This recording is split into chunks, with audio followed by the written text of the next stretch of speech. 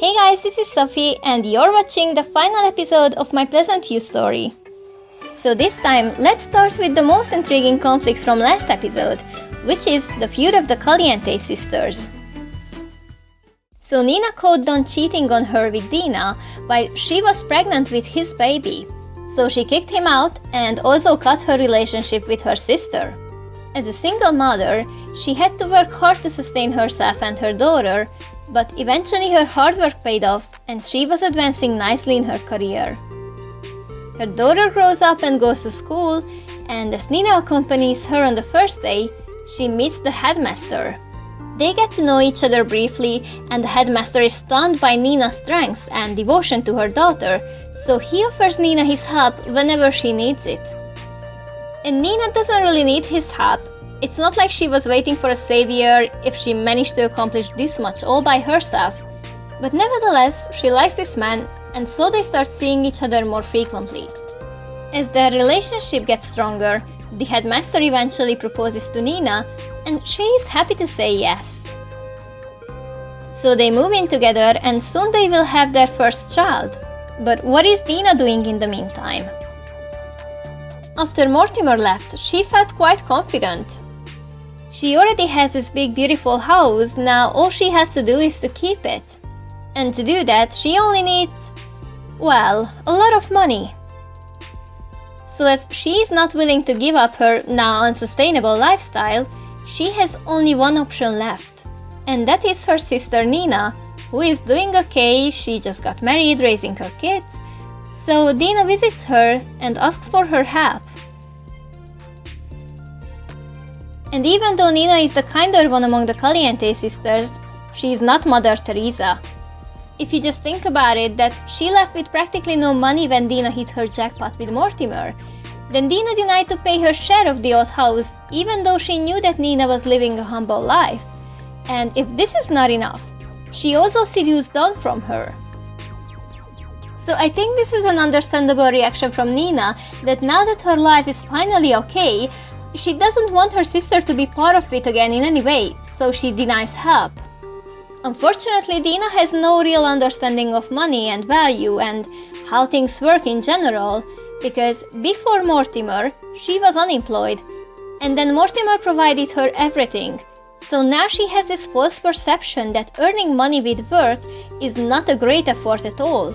If Mortimer and Nina could do it, if everyone else in this town can do it, then she can do it too. So she gets hired as a shop clerk and she makes some money. But of course you cannot sustain a house like hers with the amount of money you make with a part-time job. And also she is not even close to be the employee of the month, if you know what I mean. Needless to say that she soon gets fired. So now she's there all alone.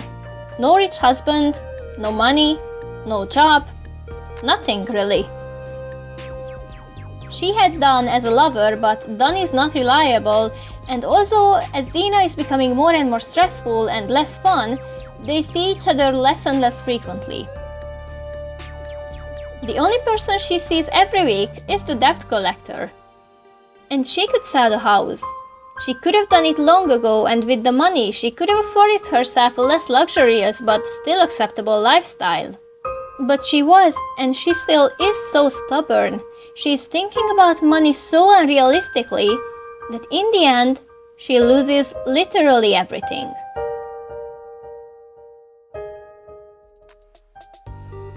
As Nina's daughter from Don is growing older, she looks and acts more and more like her father. So there is Nina trying to create a perfect family life, and then she is condemned to live with the mini-self of her cheating ex-partner. I mean, this is not the girl's fault that she inherited such personality, but she feels less and less part of the family, and she will eventually pack her stuff and visit her father, who she haven't really seen at all in her life, but she doesn't really have anyone else to turn to. They get to know each other. Don recognizes that his daughter is indeed a mini version of himself, and so he influences her more and more. And I'd rather leave the future of this generation to your imaginations, but just imagine the troublemaking possibilities of this girl. From the Caliente family, she inherited the manipulative skills of her aunt, and from the Lothario family, the charm of her father. This is a deadly combination, if you ask me. Okay, let's take a short break from all this drama with the Goth family. So now this is Alexander's turn to go to university, and of course he chooses something like philosophy or literature because he wants to be a real best-selling author. At university he meets Lucy Burp. Her personality is pretty much the same as Alexander's, so this is why she happened to choose the same major, and so they eventually met and got close to each other. But at home for Cassandra and Darren, things are not as idyllic as they could be. Their daughter is growing up and she sees that the relationship between her parents is somewhat strange. Because the thing is that Cassandra was never really in love with Darren. She chose him as the best possible option at the time, but the passion was never really there from her part. And Darren is the exact opposite. For him it was love for the first sight, and he still loves Cassandra almost fanatically, and from the point of view of their daughter, this complicated and repressed relationship must be hard to understand. So this might lead her to develop unrealistic expectations in her relationships in the future, and therefore she is about to face a complicated love life. And in the final block, I'd like to discuss the adult life of the Pleasant twins, but let's just pick up the thread where we left off. So Angela was studying at university, and despite of her strong feelings towards Turk, she remained faithful to Dustin, who was having an affair with Lilith at the same time. But other things were going down behind the scenes as well, and poor Angela is just about to find out everything. So first of all, let's start with the lesser evil, and that is Brandi and what happened to her.